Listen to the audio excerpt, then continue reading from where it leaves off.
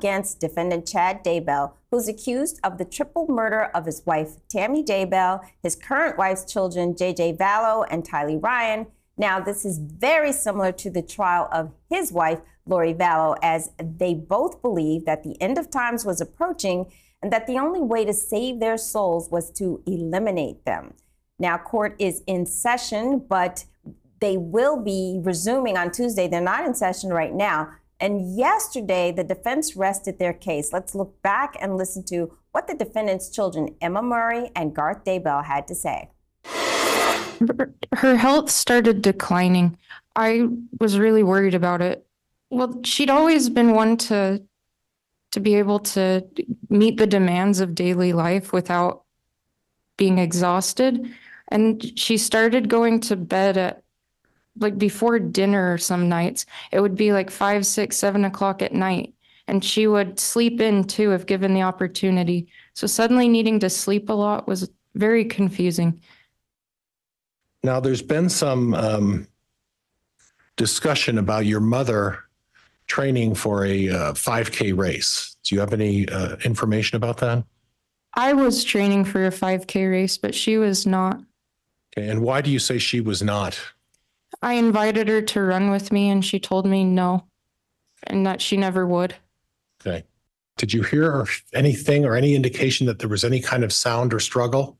I heard nothing. And then at early in the morning at some point, you were awoken. Is that right? Yes. I heard my dad saying, Garth, get up. I need help. Okay. And I got out of bed and ran over to help. And then when you walked into your parents' bedroom, what exactly did you observe? I observed my mother had rolled partially out of bed with her legs entangled in the sheets. And my instinct was, oh, she needs help. So I immediately grabbed her by the shoulders and lifted her up back into the bed. Now let's listen to defense witness Dr. Kathy Raven. Defense attorney John Pryor asks about what could have led to Tammy Daybell's wife. Take a listen. And would you agree that the toxicology report, at least according to your report that you provided, indicates that it was an extensive toxicology report? Yes, it was a very extensive toxicology examination. They did extensive testing. Okay. And at this point, there is always the possibility something could have been missed in the toxicology, correct? Correct. So we just can't send a blood sample to the lab and say, look for anything and everything. We have to tell them what to look for. So most of the things we have are in a panel. We're really looking for, again, illicit drugs. If you're looking for things specifically like poisons and other things, you have to tell them which one to look for. They just don't they can't just randomly look for it. But they did extensive testing looking for several poisons and drugs. So at this point, aside from the extensive testing, unless it was something unusual, the likelihood is that this wasn't the result of any kind of a poisoning, correct? More than likely. It would be funny they couldn't detect anything. And there's always things we're not going to be able to detect, and the embalming does interfere with some testing, but nothing that they tested for was positive, so it would be unlikely. Dr. Christensen came to the conclusion that this was homicide, and your conclusion is different, obviously. Is that correct? Correct. And as far as the explanations of the possibilities of what potentially could have caused the death without any physical signs of any structural or physical damage, what would those include? I'm sorry, can you repeat that? The causes of death that could have resulted from this. They could include a seizure, is that correct? Yes. They could include arrhythmia, is that correct? Yes. They could include asphyxia, is that correct? Yes. Is there really any certainty to know what was the cause of death of Tammy Daybell? No, because all those, plus, again, if there's some toxicology that we didn't pick up on, can cause death without leaving any signs.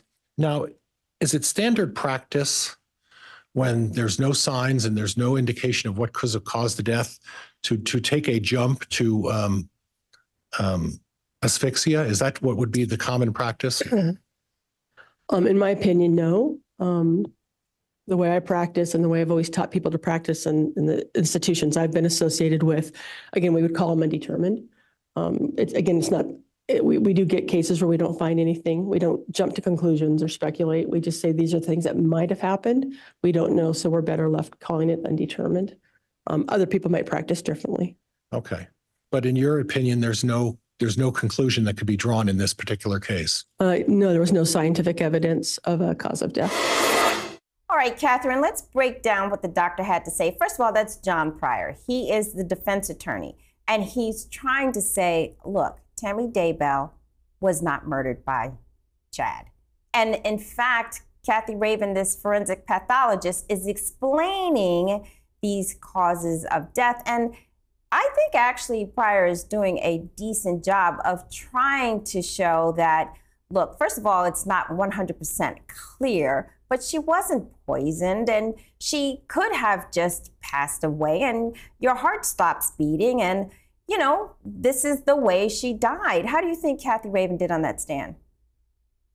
Kathy Raven seems to be a good witness in terms of how she's coming across as credible and explaining well. And you're right, the defense attorney is really trying to point out that there is a reasonable doubt as to how she died. That's why she's there to first establish that there was no evidence of poisoning, and that asphyxiation may or may not have happened. Because even if it happened, there might have been other reasons that could have caused her death. That's why they were listing it out. Because as we know, asphyxiation was the cause of death that was ruled out when her body, that was told to be the cause of her death when her body was exhumed. And I also like how she said that the embalming and obviously when they had to exhume her, all of that affects their report afterwards. So it raises questions as to whether or not Chad Daybell actually killed Tammy Daybell. Exactly. And, you know, you just have to have one juror who has a little bit of doubt about how Tammy died. And don't forget, we've had the children on the stand. So I think he has raised some doubt. Will it be enough is the question. Okay, we're going to take a break. But when we come back, we'll have a look at some of the state rebuttals. So stay tuned.